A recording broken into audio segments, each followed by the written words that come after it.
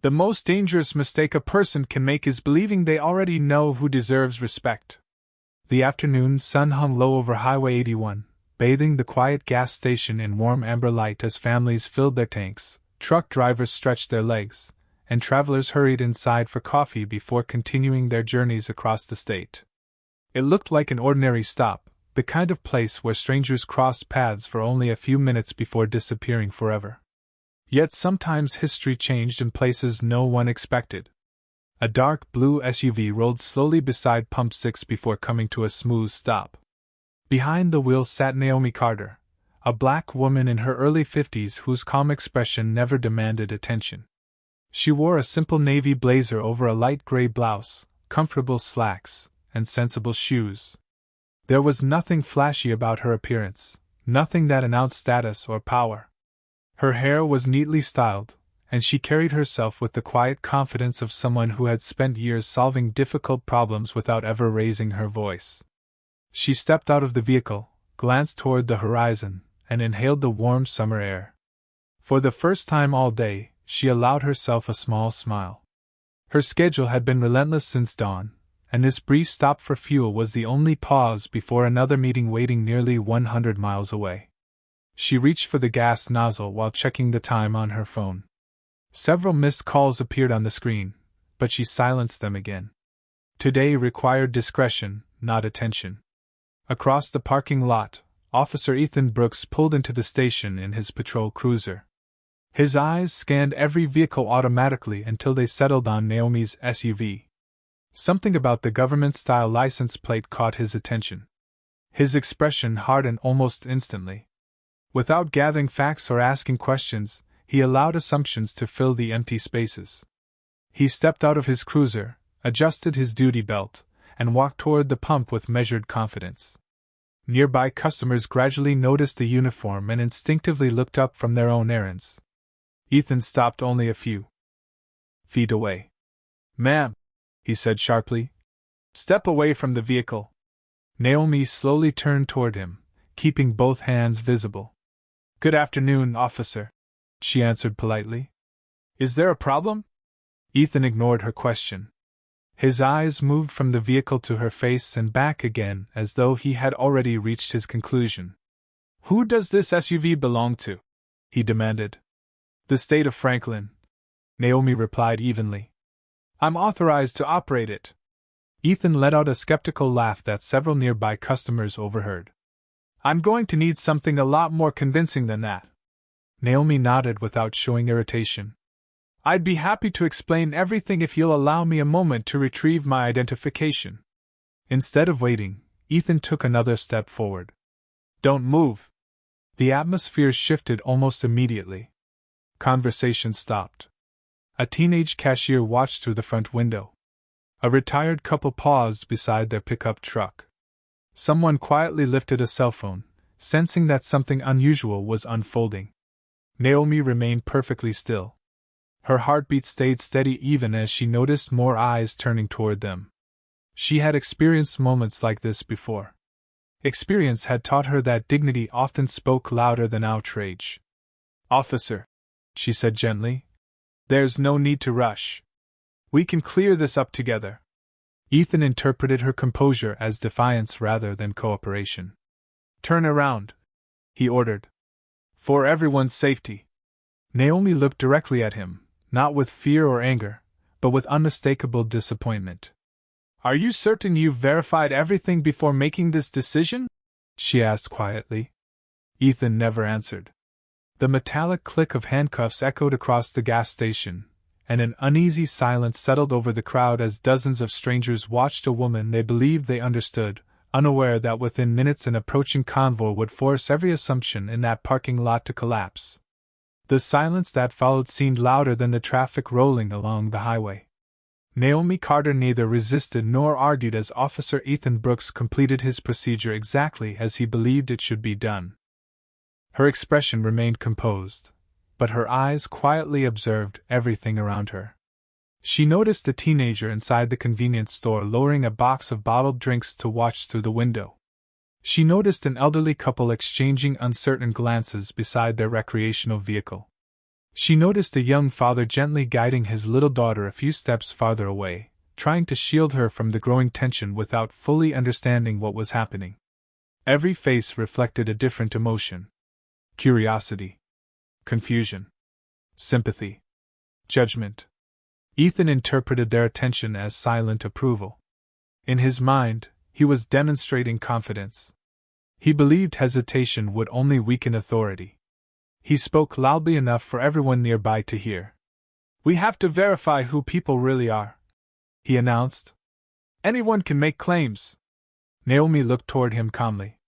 "That is exactly why verification matters," she answered in an even voice. "Facts should always come before conclusions." Ethan ignored the remark and began inspecting the exterior of the government vehicle.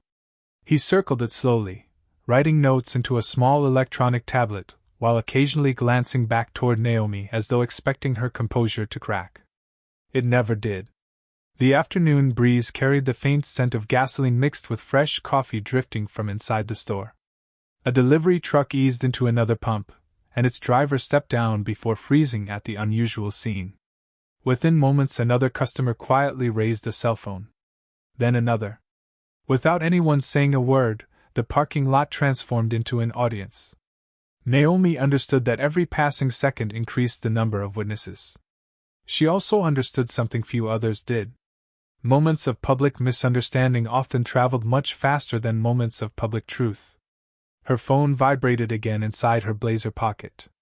The screen lit briefly before the call ended. A second later, another call appeared. Then another. Ethan noticed the repeated vibrations. "Do not touch your phone," he instructed firmly. Naomi nodded once. "I was not planning to." Across the station, the store manager stepped cautiously outside. His name tag identified him as Daniel Morris. He studied Naomi's face for several seconds before narrowing his eyes with growing uncertainty. Something about her seemed familiar. He had seen that calm smile somewhere before, perhaps during a television interview or a statewide emergency briefing.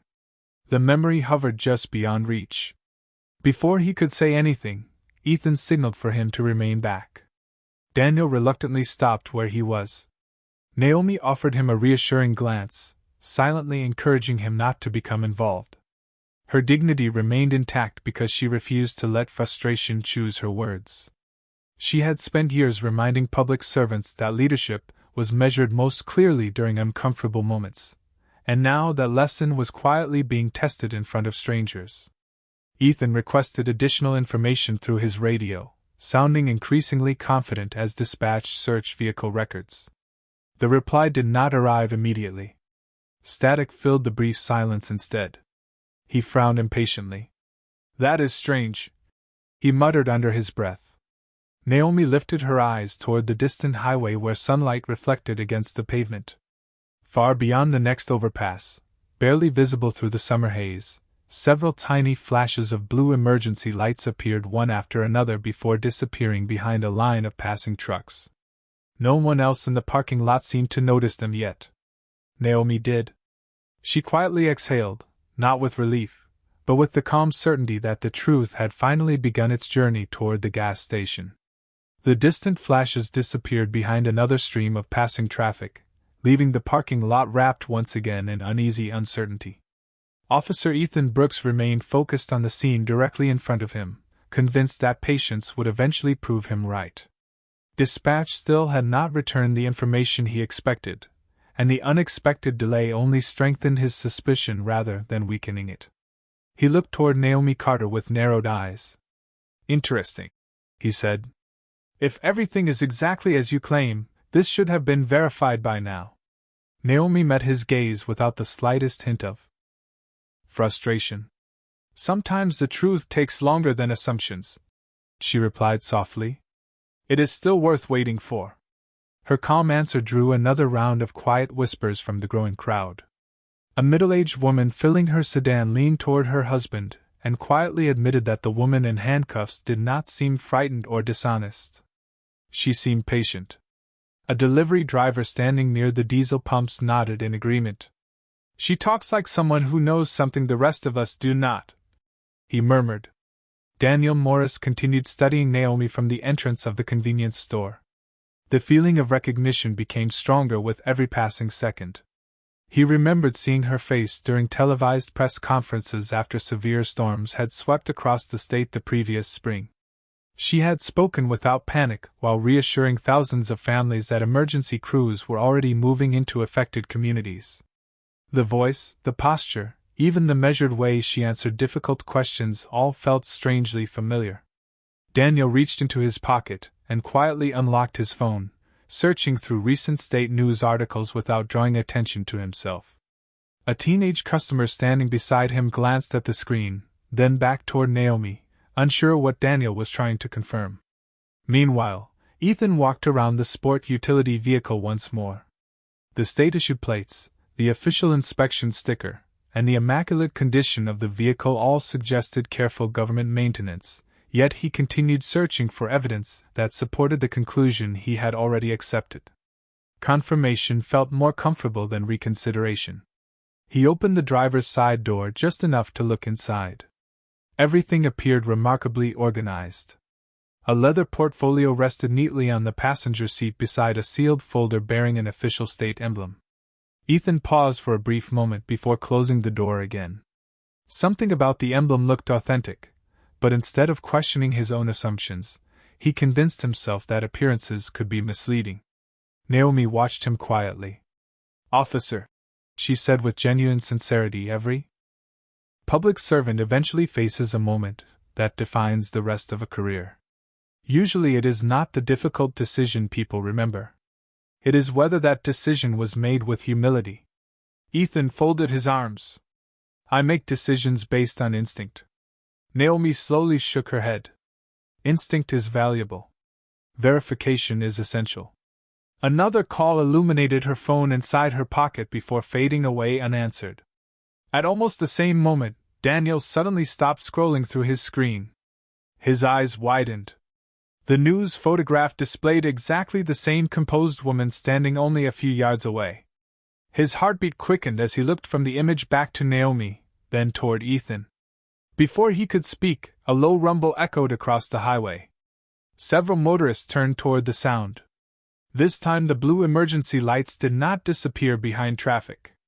They grew brighter with every passing second, reflecting across windshields and chrome bumpers as a coordinated line of marked state police vehicles approached the next exit together, moving steadily toward the quiet gas station where every assumption was about to be tested against undeniable reality. The lead state police vehicle rolled off the highway with steady precision, followed by another, then another, until a line of dark cruisers entered the gas station parking lot without sirens, without urgency, and without confusion. Their disciplined arrival felt strangely quiet, yet every person standing near the pumps instinctively stepped aside. Conversation stopped. Cell phones slowly lowered as uncertainty replaced curiosity. Officer Ethan Brooks turned toward the convoy with an expression that shifted from confidence to cautious surprise. He had requested no assistance from the state police. His call had gone only to local dispatch. He watched as the first cruiser came to a smooth stop near the convenience store entrance. Before anyone stepped out, Ethan glanced back at Naomi Carter. She had not moved. She stood exactly where he had instructed, her posture relaxed despite the handcuffs, her attention resting on the arriving vehicles with the calm patience of someone expecting familiar faces rather than unexpected visitors. Ethan frowned. His instincts told him something had changed, but his pride urged him to continue believing he remained in complete control of the situation. The driver's door of the lead cruiser opened, and Colonel Richard Hale, commander of the state police, stepped onto the pavement wearing a neatly pressed campaign uniform. His eyes scanned the parking lot only once before settling on Naomi. For a brief second his face revealed unmistakable concern, but years of professional discipline quickly returned his expression to calm composure. Several uniformed troopers exited the remaining vehicles and formed a respectful perimeter without speaking. None of them approached aggressively. None reached for equipment. Instead, each waited for Colonel Hale to take the lead. Daniel Morris looked from the officer to the woman beside Pump 6 and then back to the news article still glowing on his phone. The photograph showed Naomi standing behind a podium inside the state capitol only 3 days earlier, announcing a statewide infrastructure initiative. The same navy blazer. The same composed smile. Daniel's breathing became noticeably quicker. He looked toward Ethan and quietly said, almost to himself, "Oh no." Ethan heard him. "What did you say?" Daniel swallowed before answering. "Officer, I think you should look at this first." Ethan barely glanced toward the phone before waving it away. "I will deal with that later." Colonel Hale walked forward at a measured pace until he stood only a few feet away. His voice remained respectful and controlled. "Good afternoon, officer. I am Colonel Richard Hale with the State Police." Ethan nodded. "Good afternoon, Colonel. I have an active investigation underway." Hale acknowledged the statement with a slight nod. "I understand." His eyes briefly met Naomi's. She answered with the smallest nod, saying nothing at all. The silent exchange lasted less than a second, yet several troopers immediately straightened their posture. Ethan noticed it. So did every witness standing nearby. Something about that unspoken moment carried the weight of long-established trust. The parking lot fell completely silent. Even the sound of fuel pumps clicking in the background seemed distant now. Ethan looked from the colonel to Naomi once again, trying to understand why some of the highest-ranking officers in the state appeared more concerned about the woman he had detained than about the investigation itself.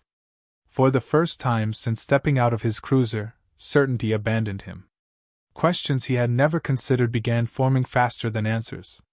And standing quietly beneath the fading afternoon sun, Naomi Carter simply waited, knowing that the truth never needed to raise its voice because sooner or later it always arrived on its own. Colonel Richard Hale stopped a respectful distance from Naomi Carter before speaking, his voice carrying the quiet confidence of someone who understood that every word now mattered. "Governor," he said with a slight nod, "I apologize for the delay." The single word settled over the parking lot like a sudden change in the weather. "Governor." It echoed through the silence more powerfully than any shouted command ever could. Several customers looked at one another, unsure if they had heard correctly. Daniel Morris closed his eyes for a brief moment, realizing his suspicion had been right all along. The teenager beside him stared at the phone screen still displaying Naomi's official photograph, then back toward the woman standing beside the fuel pump. There was no longer any doubt. Officer Ethan Brooks remained motionless. For an instant he wondered whether he had misunderstood what the colonel had said, but the expressions on the faces of the arriving troopers removed every possibility of confusion. Each stood with unmistakable respect directed toward the woman he had detained only minutes earlier. Ethan cleared his throat. "Governor?" he repeated quietly, almost as if saying the title aloud might somehow change its meaning. Naomi looked at him with the same calm expression she had maintained since the beginning of the encounter. "Yes, officer," she answered gently. "I serve as the governor of this state." No satisfaction appeared in her voice. No anger. Only simple truth. Ethan instinctively reached for his radio, searching for certainty in procedure, but before he spoke, dispatch finally responded through the speaker. "Unit 12, records confirm the vehicle is assigned to the office of the governor. Additional information indicates the governor's protective detail reported temporary separation during an unannounced inspection route." The transmission continued for another moment, but Ethan barely heard the remaining words. Around him, every small detail he had ignored now returned with painful clarity. The official license plate. The state seal inside the vehicle. The repeated phone calls. Naomi's calm request to verify the facts before reaching a conclusion. None of those details had been hidden. He had simply chosen not to give them the attention they deserved. Colonel Hale turned toward Ethan with professional courtesy rather than accusation. "Officer Brooks," he said evenly, "Governor Carter requested a low-profile visit today. Only a limited number of agencies were informed. Our protective unit temporarily lost visual contact after unexpected highway traffic delayed part of the convoy. We located her vehicle minutes ago and responded immediately." Ethan slowly nodded, unable to find the confidence that had filled his voice earlier. The crowd remained silent, watching every exchange with complete attention. Even those recording with their phones seemed less interested in capturing embarrassment than in witnessing what honesty looked like when it finally arrived. Naomi glanced across the faces surrounding her. She saw uncertainty giving way to understanding. She saw people quietly reconsidering the assumptions they had formed only moments before. Finally, she looked back at Ethan. "Officer," she said softly, "positions change. Uniforms change. Titles change. Character is the only thing that stays with us every single day." Ethan lowered his eyes for the first time since approaching Pump 6. The afternoon breeze moved gently across the station as the weight of those words settled deeper than any formal reprimand ever could. In that quiet moment, everyone present understood that the most important lesson unfolding before them had never been about recognizing a governor. It was about remembering that every stranger deserved the same measure of dignity long before anyone discovered who they were. For several long seconds, no one moved. The late afternoon breeze swept across the parking lot, carrying the distant sound of passing traffic while every witness quietly absorbed what had just unfolded. Colonel Richard Hales stepped forward with measured respect before addressing Naomi Carter once again. "Governor, with your permission." Naomi gave a small nod. "Please." Hale carefully removed the handcuffs with deliberate professionalism before taking one respectful step back. The gesture was simple, yet it transformed the atmosphere completely. Nobody applauded. Nobody celebrated. Instead, an uncomfortable silence settled over the gathering because everyone understood they had witnessed something much larger than a simple misunderstanding. Ethan Brooks watched the handcuffs resting in the colonel's hands before looking toward Naomi again. His confidence had disappeared, replaced by a growing realization that procedure without patience could become something entirely different from justice. He opened his mouth as though searching for an explanation, but no words arrived. Naomi gently rubbed her wrists for only a brief moment before lowering her hands naturally to her sides. There was no dramatic reaction, no visible resentment, only quiet composure. "Officer Brooks," she said in the same calm tone she had maintained since the beginning, "I appreciate the responsibility you carry every day. The decisions law enforcement officers make are often difficult. That is exactly why every decision deserves every available fact." Ethan slowly nodded. "Governor, I should have listened," Naomi answered without hesitation. "You should have verified." Those 4 words landed with remarkable weight. Around them, several customers quietly lowered their phones. The purpose of recording had changed. They were no longer waiting for confrontation. They were witnessing accountability. Daniel Morris walked forward cautiously, still holding his phone. "Governor Carter," he said, "I recognize you too late. I am sorry I did not speak sooner." Naomi smiled kindly. "You recognized a face. What matters more is recognizing humanity before titles." Daniel lowered his eyes with quiet respect. Nearby, the young father who had earlier guided his daughter away now knelt beside her. The little girl looked toward Naomi with innocent curiosity. "Daddy," she whispered softly, "why was everyone wrong about her?" Her father paused before answering. "Because sometimes people decide before they understand." Naomi overheard the exchange and offered the child a warm smile. "That is why asking questions is always wiser than making assumptions," she said gently. The little girl smiled back. Colonel Hale then turned toward Ethan. His voice remained professional, free of anger or humiliation. "Officer Brooks, your department will receive the appropriate reports. The review process will follow established policy." Ethan accepted the statement with a quiet nod. He understood that accountability did not require raised voices. It required honesty. Looking across the parking lot, he finally noticed details he had overlooked from the very beginning. The official state seal on the folder inside the vehicle. The repeated calls that had never been answered. The confidence with which Naomi had encouraged verification instead of argument. None of those clues had been hidden. They had simply been overshadowed by assumptions. The lowering sun painted long shadows across the pavement as Governor Naomi Carter prepared to continue the journey she had intended to make all along. Before taking a single step toward her vehicle, she looked once more at everyone gathered around the pumps. "Every person you meet carries a story you cannot see," she said quietly. "Treat them with dignity first. Discovery can always come later." No one answered because there was nothing left to add. The lesson had already spoken more clearly than any courtroom, any headline, or any badge ever could. As the state police convoy prepared to depart, the quiet rhythm of the gas station slowly returned, yet something invisible had changed in every person who remained. Customers resumed fueling their vehicles, children climbed back into family sport utility vehicles, and truck engines rumbled to life, but conversations were different now. People spoke more softly. They looked at strangers a little longer before turning away.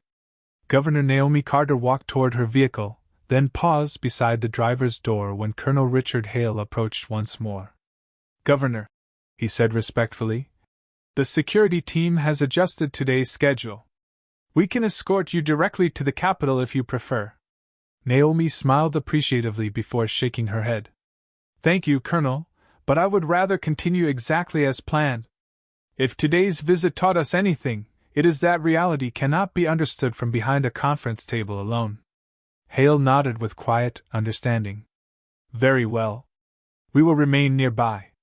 A few yards away, Officer Ethan Brooks still stood beside his patrol cruiser, watching the scene unfold with thoughts far heavier than the equipment resting on his uniform. Throughout his career he had believed confidence meant acting quickly. Now he wondered whether true professionalism required something entirely different. He replayed every moment in his mind. Naomi had greeted him politely. She had offered to identify herself. She had asked him to verify the facts. She had never once challenged his authority. Every opportunity to change the outcome had been there from the beginning. He simply had not recognized it. Daniel Morris approached Ethan carefully, carrying 2 cups of fresh coffee from inside the store. He handed one to the officer without saying a word. Ethan accepted it with quiet gratitude. After several moments, Daniel finally spoke.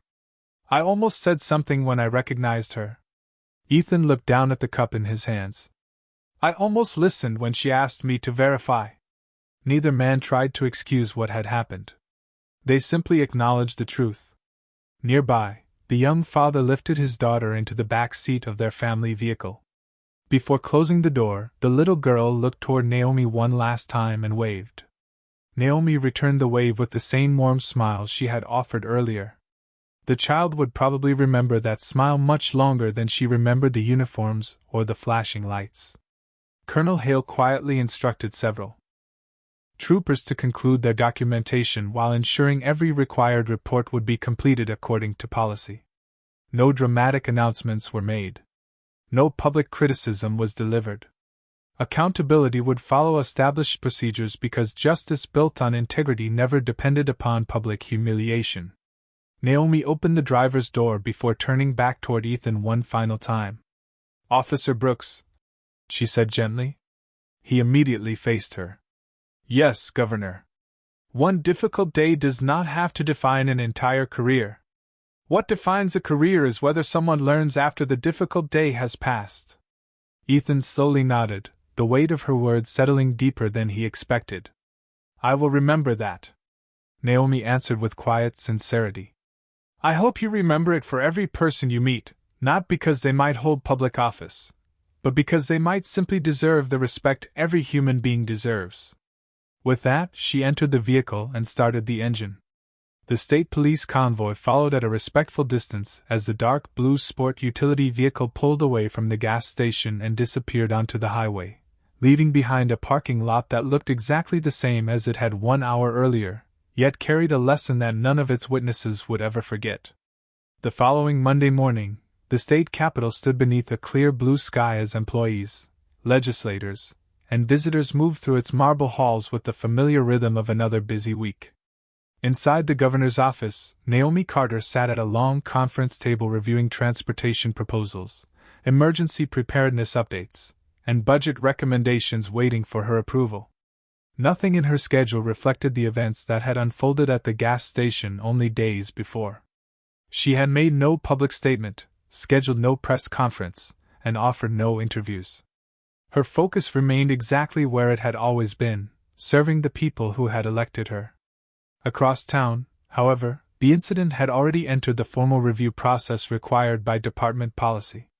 Officer Ethan Brooks sat inside a modest administrative office answering questions with complete honesty.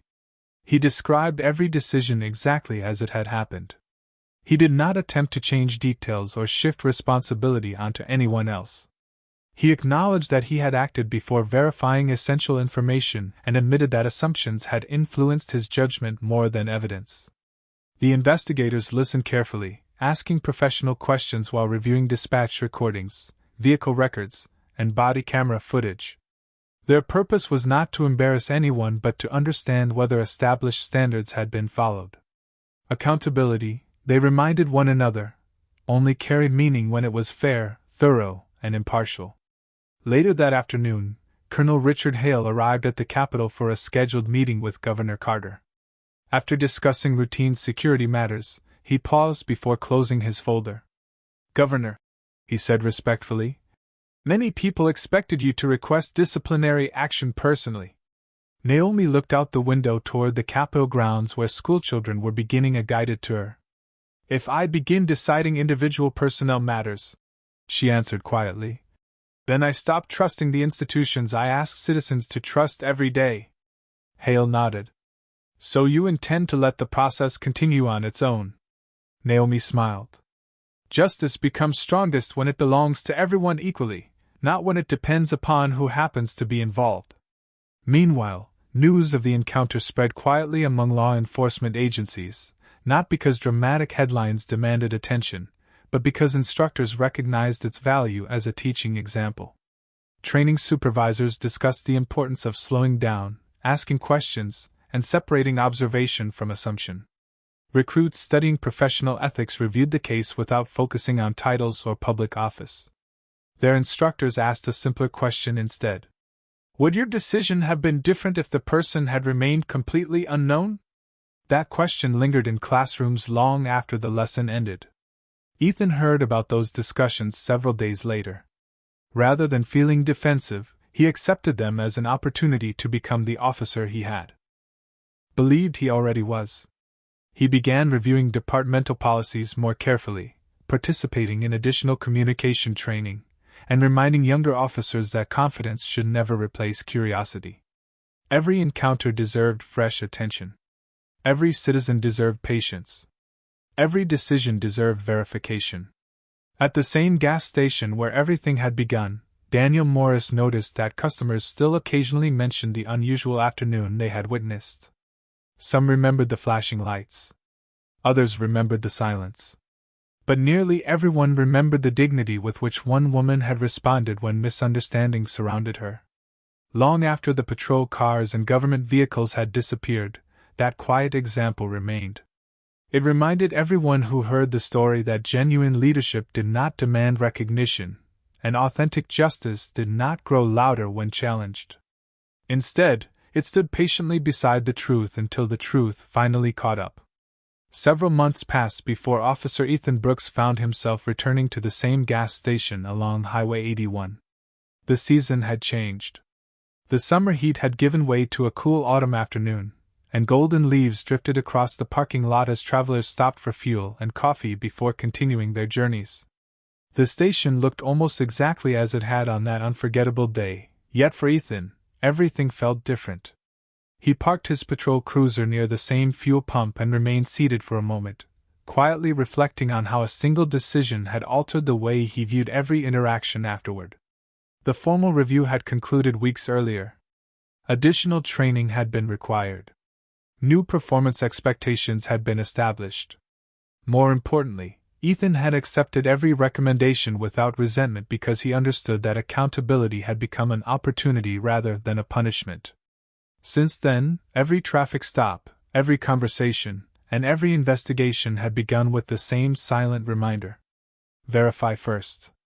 Assume nothing. Respect everyone. As Ethan stepped out of his cruiser, Daniel Morris recognized him immediately and walked outside, carrying a fresh cup of coffee. "This one is on the house," Daniel said with an easy smile. Ethan accepted it gratefully. Thank you? Daniel looked around the quiet parking lot before speaking again. You know, people still talk about what happened here. Ethan nodded thoughtfully. So do I. At that moment, another vehicle pulled beside the pumps, and an elderly woman stepped out looking slightly confused as she searched for the correct fuel grade. Ethan noticed her uncertainty and walked over with a friendly smile. Good afternoon, ma'am. May I help you?